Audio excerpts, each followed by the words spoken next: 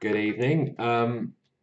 Right, this video, quick. It will be quick. I do say that at the beginning of every video, and one day, it will be.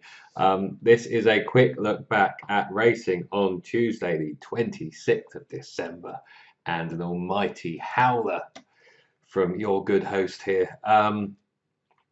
Quite a good day, really, in general. In terms of the content in section one, Kirkham ran well and with credit, and certainly outrun his odds of 8 to 1, and very nearly won. For those of you who may have taken up Speculate to Accumulate on their decent kind of tipping race advisor trial, would have helped yourself to the winner of that race and another one. They had 10 to 1 and 7.5 to 1 winners from 4 bets. So good start for them. I'm not here to talk about that. So Kirkham was fine, no complaints there. 8 to 1. If every 8 to 1 shot ran with like that and kind of went that close, enough would win over time. So yeah, that was okay. Pioneering for the elite squad, who I was quite lukewarm on, won at 15 to 2. I need to update these results. Inspect them. No, I think both of those finished unplaced. Nothing much else until we get to strongly suggested elite squad. John Joe, Class 4, Warwick. From the new stats pack, starting with a bang, 20 to 1 into 12s and a 17.5 Betfair SP. Firstly, I owe you an apology, and I definitely do, because I have banged the drum and said multiple times that I will just stick to talking about positives within the any notes section, in order not to put myself off necessarily, but more importantly, not to put you off. One of you, Jack, direct message me on Twitter, and we keep in touch and chat and whatever every now and then, to say that he read these notes here and decided to cash out. No, God, you do not know how annoyed that makes me, or how painful, because that is not the purpose of these notes. Slap on wrist. I'll get the Opus Dei whip out again. I'll strap that big metal thing round my leg, and kind of draw some blood. Awful. So I need to stop doing that. I've pretty much just tried to be a smart ass, really, haven't I? And try to outthink things. And there we go. I should stick to positives. Doing so before today in the notes in general had won about 40 odd points in September. If you'd have backed a point or thrown some £2.50 on each, whatever, that's a nice 100 quid. And all those that had a positive mention. So yes, if reading these notes here put you off backing those two strategy qualifiers, if it made you reduce your stake on either of them from your normal level, then I do apologise. You can blame me. Throw something at the screen. Swear in the comments. I'll allow it this time. That will be fine. But the point of this isn't for me just to kind of mope about and look back. I need to learn about what I missed and why I could have been a bit more confident, or should have been more confident. Now with pioneering, there were splinters. I was a bit on the fence. I did put a crisp £5 note on him, and then another £2.50 at Betfair starting price when I pondered a bit further. That's in the context that I put. Well, I mean, you don't need to care, but it influences where my mind is and why I'm a bit annoyed. I put 15 quid on Kirkham, which is kind of £10 is normally my average elite squad stake, and then I kind of sometimes drop down to 5.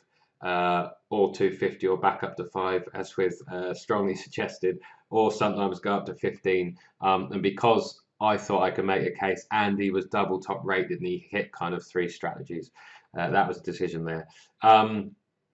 So I had half on pioneering what I had on Kirkham, which means I got it wrong. I didn't solve the puzzle as well as I could have, and I did my best to not solve the puzzle. And with my restless perfectionism, that will annoy me, and this is an example of what lazy imperfection. Just awful. So we need to learn. I need to learn, and I'm going to have a quick look at pioneering to see what I could have looked at instead. Let me just note down the race, the 4:25 at Beverley, before I get on to strongly suggested. Why was I put off? Well, I made clear he was 7-1, which was decent, and he was elite squad, so he was definitely worth some support. And like I said, if I put you off betting anything on him, then definitely sorry. He won for the first time last time out of Beverley over 10 furlongs, and actually I could have used the same logic that I used for the Kirkham horse, in the sense that it was his first win.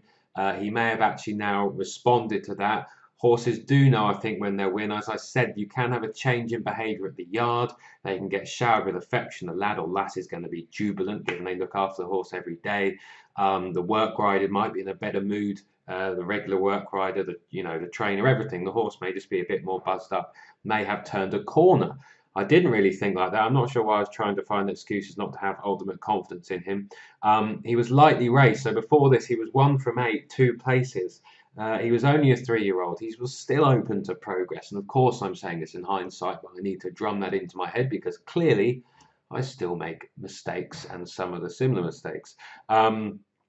So he was unexposed. He was lightly raced. There's nothing to say there that he couldn't win over 8 furlongs. And there is nothing to say there that he couldn't win on soft. Now, it was his first run on soft, and I've used that in many times with unexposed horse before as a positive, as a reason not to be put off, in the sense that we don't know if they'll handle it or not. As I did touch on in the notes, I said there's a chance that actually his extra stamina, if he takes to the ground, would see him in good stead, and it did here. His extra stamina in that ground, and they went hell for leather. He got a good ride. I thought they might try and make all, given the extra stamina. In the end, Ton Hope has just held him off a strong pace. It looks like they've gone quick. I was a bit put off because he was up in class, but he was progressive. He was only up £2. Who's to say he couldn't win what turned out to probably be a fairly moderate Class 5 race? So actually, I was a bit stupid there. And clearly got that completely wrong. Not enough not to talk myself out of backing him, but why he wasn't a confident, normal elite squad stake of £10, which is for me, there might be £2.55 for you, whatever. I don't really know. So that's a question to ask there. He was lightly raced. He hadn't proved he didn't handle soft. I did look before the race and judge that actually his stamina in this ground, if he took to it, may actually be a positive rather than a negative, that drop down in trip. 10 furlongs on fast ground versus 8 furlongs on soft at the same track might equate to being fairly similar. So yeah, I did note at the time that I put in the notes in terms of that last race hadn't worked out very well, but it was a weak race. The horse had turned the corner, blah. So yeah, slap on the wrist for him. Lightly raced, unexposed, 7-1, elite squad. Probably don't need to overthink too much from your normal stake amount. The question I could have then made was, do I want to turn that tenner for me into 15, which is kind of the max. Sometimes I have 20 on elite squad, but rare. Do I want to turn that 10 into 15? And I wouldn't have done that because I would have had the ground question, and I would have had the stamina, the trip, and the up in class. And I'd be lying to myself if I said I would have ever taught myself into being that confident, but I'm annoyed it wasn't a standard stake, and I'm more annoyed that I put a lot of a few negatives and fence sitting in the post, where if I didn't have anything positive to say about him, I probably just shouldn't have mentioned him at all. On to strongly suggested, and I'm going to flick over to Horse Race Base for this. 10-year-old, an example of just trusting the stats, it would appear. In the end, I did put 250, and I put another 250 after pioneering one because I thought, oh dear, you know what's going to happen. And maybe often when I write the words, setting myself up for a fall here is exactly what I did. There were some negatives for him, but what I am going to point out, and it did kind of register in my head, but I didn't really think about it in any depth, is look at this handicap chase. The ground was fine.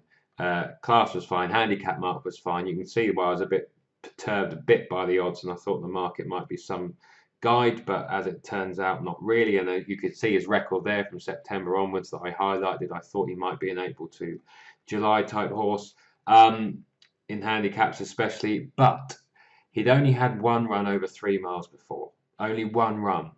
So we couldn't say, I was a bit negative. I said, you're asking a 10-year-old to do something different. Well, yes, you are.